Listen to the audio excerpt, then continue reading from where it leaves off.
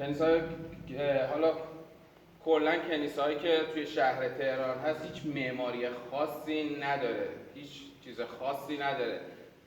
هم کلا به سبک و سیاق کلیسا کلا به روال منطقه است، یعنی نه گلدسته، چیز خاصی نداره. تنها چیز خاصی که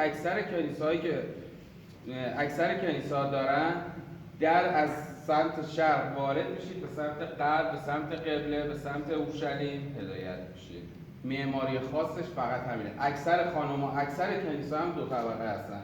خانم‌ها قسمت بالا تشریف دارن و آقایون قسمت پایین. اینجا خب در زمان پهلوی 15 تا کنیسا بوده. یک کنیسا اینور خیابون بوده، 14 تا کنیسا قسمت اونور خیابون قسمت اولاد جون بوده که الان در حال حاضر 2 تا از اون کنیسای اون سمت خیابون هستش. یک کنیسا هم اینور خیابونه که اینجا برگزار میشه نماز، شنبه ها، جمعه ها، اعیاد، روزه ها اینجا برگزار میشه، ولی اونجا هفته یک بار جابجا میشه. یه بار این کنیسا میخونن، یک بار اون کنیسا میخونن. توی مسیحیت اجبار نیست نماز، ولی توی یهودیت اجباره.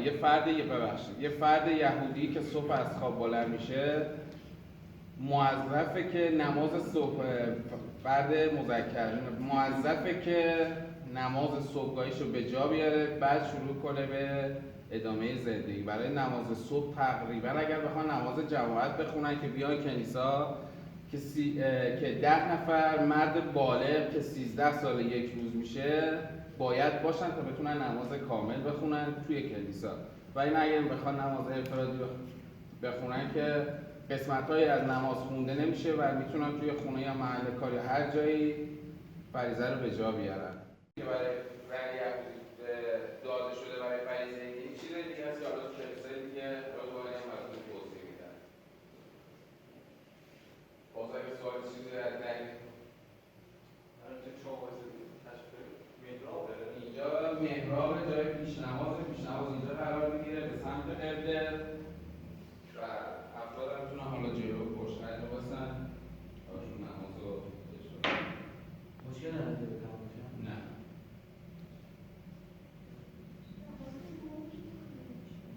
اون مال نماز صبحه. حالا باز توضیح میدم ولی حالا من مختصری براتون میگم. مال نماز صبحه که باز فردی که 13 ساله فرد بالغ یهودی مذکر باید از تکبیر استفاده کنه. 2 قسمت داره، یه قسمت مال دسته، یه قسمت مال سره. اونو باید اول نماز ببرن، یه دعایی داره خونده میشه، بعد مجازن به خوندن نماز.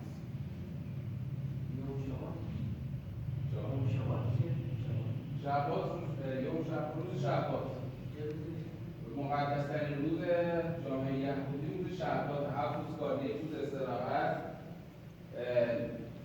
کسایی که کارهای شخصی دارن، کار دولتی، دکتر اینا استثنا هستن، دانش آموز، دانشجو اینا ما استثنا هستن، میتونن به کارشون ادامه بدن. ولی خب کسایی که کارهای شخصی دارن نه، خرید، فروش، پخت و پز، دست به آتیش، این چیزا همه روز شبات کرده.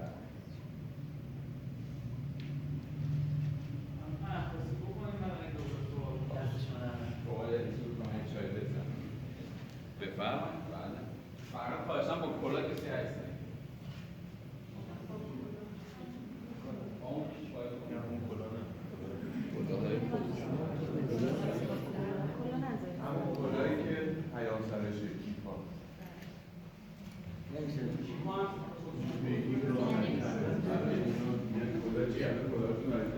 جورو خلاص نکن.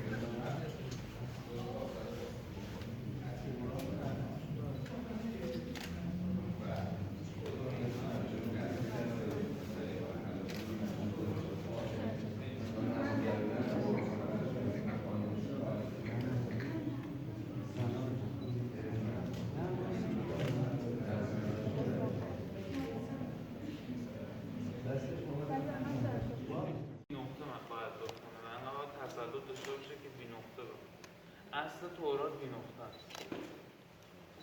یعنی فرقی کسر و اینا نه. نداره. شنبه ها دوشنبه و پنجشنبه ها باز میکنن و اینو میخونن و اون روزی که دیگه تموم میشه تورات که 5 فصلش تموم میشه آقای جشن میگیرن تورات. مثل فیلم 110 ندیدین شما؟ چی؟ فیلم 110 ندیدین؟ 2 تا کاسه داشت از این ندیدین؟ میگم من تو اینا تقلب نمیشتم از 2 تا کاسه یه نیم بلدی کسی هم که اینو مینویسه حتما باید یه خصوصیت خاصی داشته باشه مثلا شنبه ها رو رعایت کنه و کلی داستان شنبه ها رو رعایت کنی یعنی چی؟ اعمال شنبه ها رو رعایت کنه. یه درجه عالی دینی باید داشته باشه. یعنی یه مرجع دینیه با یهودی نیست. به پوسته میگیرم وسط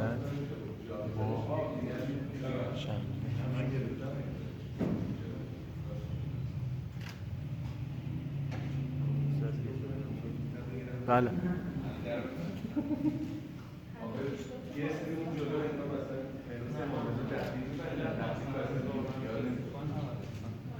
کبد پاره شده باشه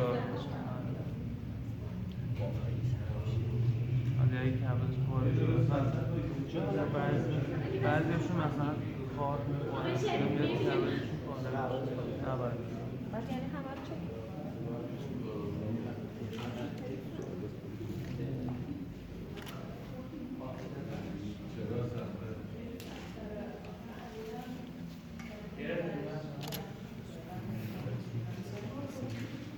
آره بگو ملا حنینا کنیسه ملا حنینا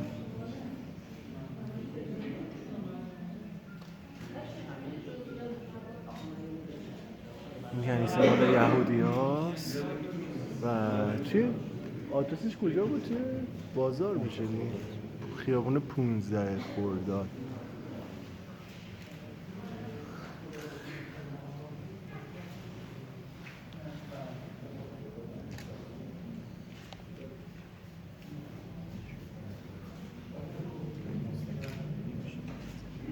آره خیابون مصطفی خمینی.